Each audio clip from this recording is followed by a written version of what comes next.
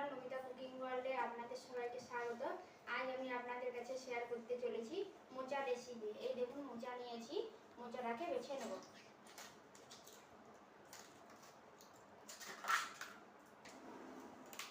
এই দেখুন এরকম করে মোচাটাকে নিয়ে বেছে নেব মোচাটাকে।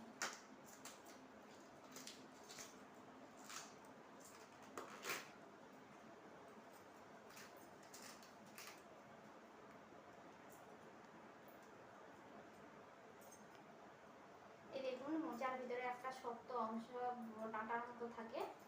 এই যে এই মোটা ডাঁটাটাকে আর এই যে পাতলা অংশটাকে এরকম করে বেছে নেব।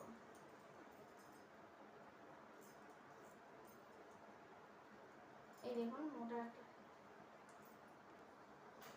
এই দেখুন এই শক্ত একটা ডাঁটা আর এই যে পাতলা এইভাবে বেছে নেবো আমি মোচাটাকে পুরোটাকে।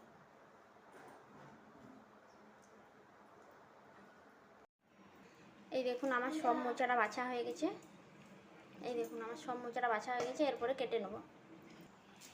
এই দেখুন এইভাবে মোচাটাকে কেটে নেব।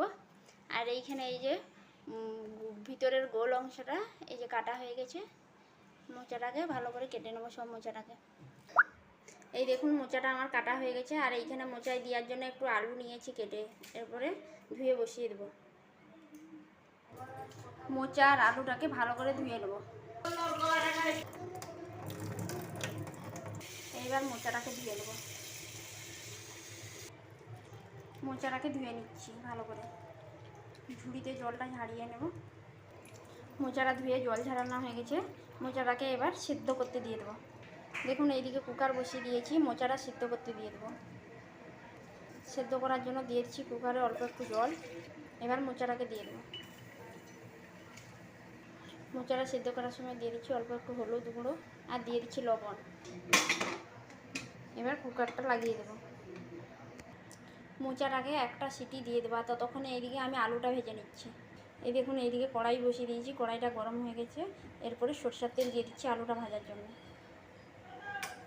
এদিকে আলুটাতে লবণ আর একটু হলুদ মাখিয়ে দিচ্ছি আলুটাতে।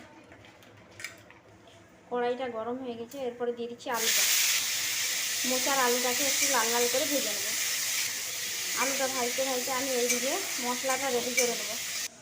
এই দেখুন এইদিকে আমি মশলাটা রেডি করে নিয়েছি। আজকে নিরামিষ বানিয়ে দেখাচ্ছি মোচার রেসিপিটা। আদাটাকে বেটে নেব। আদা, টমেটো আর এই গোটা গরম মশলাটাকে আমি একসঙ্গে বেটে নেব। দেখুন এইদিকে আমার মশলাটা বাটা হয়ে গেছে। আর এইদিকে দেখুন আলুটাও ভাজা হয়ে গেছে। আলুটাকে উঠিয়ে নেব। এবার কড়াইতে আবার তেল দিচ্ছি, সরষের তেল। দেখুন তেলটা গরম হয়ে গিয়েছে। এরপরে আমি ফোড়নে দিয়ে দিচ্ছি অল্প একটু 5 ফোড়ন, শুকনো লঙ্কা, তেজপাতা আর বেটে রাখা মশলাটা দিয়ে দেবো। মশলাটাকে ভালো করে কষিয়ে নেব। মশলাটায় দিয়ে দিচ্ছি অল্প একটু জিরে গুঁড়ো, ধনিয়া গুঁড়ো, হলুদ গুঁড়ো। সব মশলাটাকে আবার ভালো করে কষিয়ে নেব। আর অল্প একটু কাশ্মীরি লঙ্কার গুঁড়ো দিয়ে দিচ্ছি।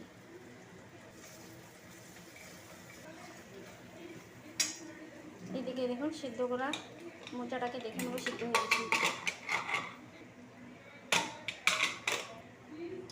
দেখুন মোচাটা সিদ্ধ হয়ে, মোচাটা জল ঝাড়িয়ে নেব। জল ঝাড়ানো হয়ে গেছে। কষ জলটাকে, মোচার কষ জলটাকে ফেলে দেবো। আর এদিকে দেখুন ভেজে রাখা আলুটা দিয়ে দেবো। আলুটা কষানো হয়ে গেছে। এরপরে জল ঝাড়িয়ে রাখা সেদ্ধ মোচাটা দিয়ে দেবো। ভালো করে নাড়িয়ে নেব মোচাটাকে।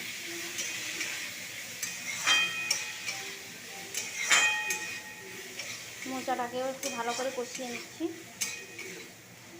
দেখুন মোচাটা কষানো হয়ে গেছে। এরপরে অল্প একটু জল দিয়ে দিচ্ছি আলুটা সেদ্ধ হওয়ার জন্য। মোচাটাতে অল্প একটু চিনি দিয়ে দিচ্ছি।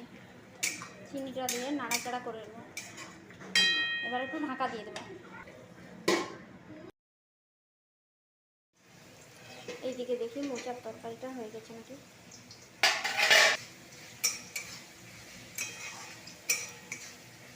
দেখুন আলুটা সেদ্ধ হয়ে গেছে আর জলটাও শুকিয়ে গেছে। এরপরে নামিয়ে দেবো। মোচার রেসিপিটা রেডি। আমি উপর থেকে একটু ভেজে রাখা গরম মশলা ছড়িয়ে দিচ্ছি। এই এরপরে একটু নাড়িয়ে নামিয়ে নেব। এই দেখুন আমার মোচার রেসিপি রেডি। তো আমার এই নিরামিষ মোচার রেসিপিটা যদি ভালো লেগে থাকে অবশ্যই লাইক কমেন্ট শেয়ার করতে ভুলবেন না কিন্তু।